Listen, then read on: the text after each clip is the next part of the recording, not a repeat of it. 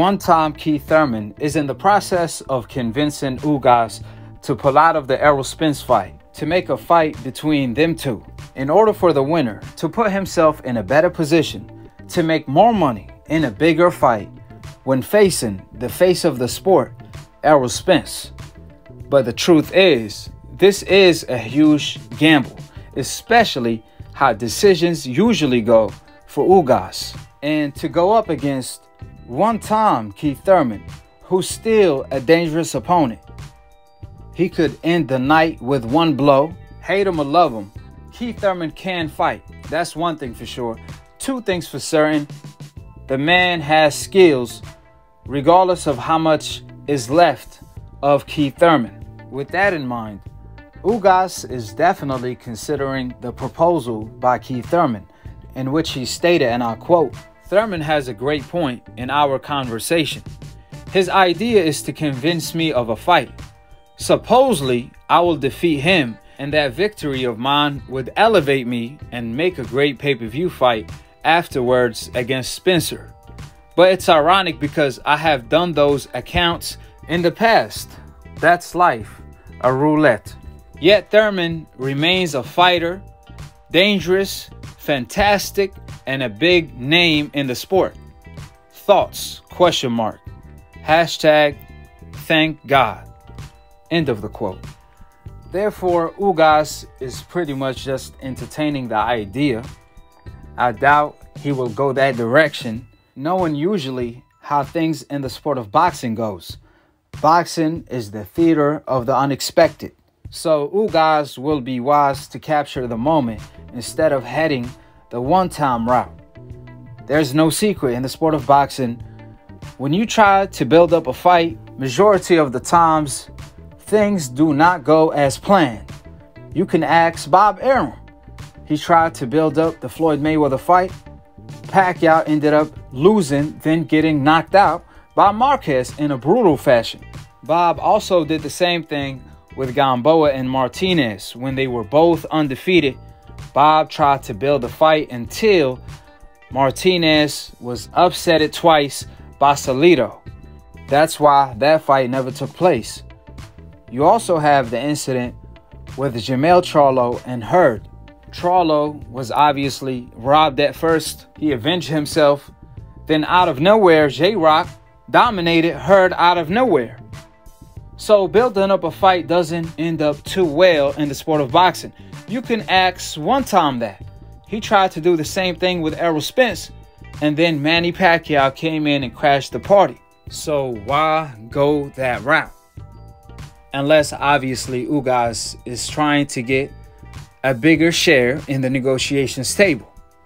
That's obviously the smart thing to do, is negotiate with both Keith and Errol Spence. That way you can use Keith Thurman's name to get a bigger slice of that pie. I really think that's what's really going on, unless Manny Pacquiao, who officially started his training camp today, since Pacquiao doesn't have an opponent, Conor McGregor got knocked out, Ryan Garcia team is not interested. So that leaves Manny Pacquiao with only Errol Spence and Crawford as an option. There's a lot of moving elements on that chessboard, so we don't know what's going on.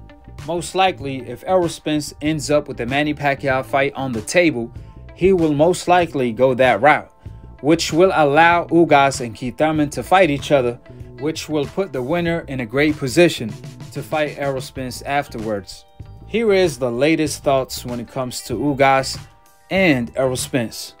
Ugas stated 1 hour ago, which I quote, "I don't need to be a super champion. I won that opportunity a long time ago, but I'm happy and excited to go into a fight with one of the best men in the business for 3 championships. 2 legitimate 147 for 3 championships.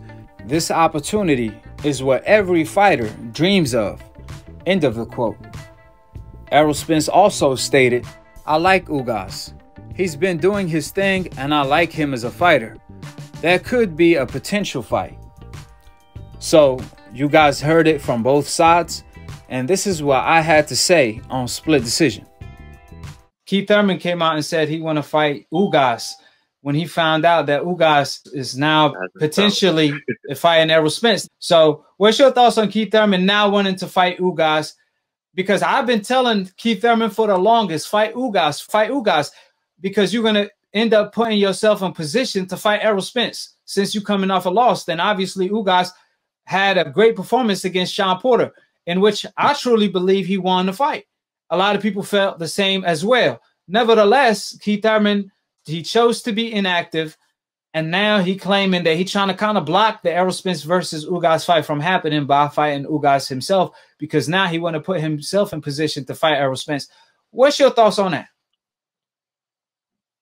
I mean, like, some people are gonna hate on it, but that's what you got to do to put yourself in the position to get that fight. You want to fight Spence, you want that to be a super fight again, then go after another champion. Because Spence right now, Spence don't want to give you the fight because of what you did in the past. So get his attention, make him force the fight with you, get a belt. And if Ugas is interested in fighting you, then by all means take the opportunity. But at the same time, I mean, that's just if you get that fight. But otherwise, I don't know. I agree with it. I agree. I think what he's doing is smart. I think he's making the best move to get Errol Spence's attention. I think it's a smart move. There's no doubt about it. But I just feel like it's a year late. I think it's a move that's a year late. No. You know, he should have made this move a long time ago. I mean, because see, I know he was coming off a loss to Pacquiao, who was a super champion. Ugas was I think the regular champion. If he would have fought Ugas, he would have put himself in position anyway. Obviously, Pacquiao would have had to get stripped of his title, vacate his title, or retire, and he would have got elevated like Ugas did this week, right? So I just felt like it was a bad calculation on his behalf, because he should have jumped on this opportunity a long time ago. You cannot come off a loss, just sit on the bench and wait till one of the stars like the Crawfords, like the Errol, give you an opportunity, because now it's no longer the same buzz. Now people, they're not demanding the fight like they used to. At one point, Errol Spence versus Keith Thurman was the hottest fight at the welterweight division. Don't get me wrong, I still want to see it, but it does not have the same buzz because Keith Thurman lost that to Pacquiao, who was 40 years old. Now they're looking at it as, oh, man, you got no chance against Errol if you can't beat a 40-year-old Pacquiao. So I just think Keith Thurman have to put respect on his name by putting himself in position. Now, I don't think he could stop Ugas from Errol Spence from happening at this moment in time because he has no say-so.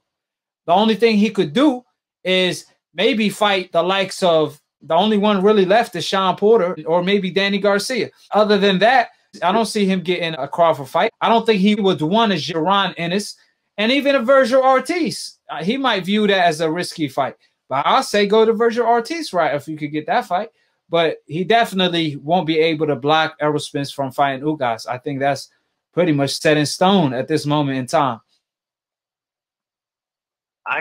I'll say this much in regards to that comment you said about Shawn Porter. He's not getting that fight. Shawn Porter recently came out and stated very clearly he wants to fight either Pacquiao, Crawford, or Spence, but he made it very clear he doesn't want to fight Keith Thurman.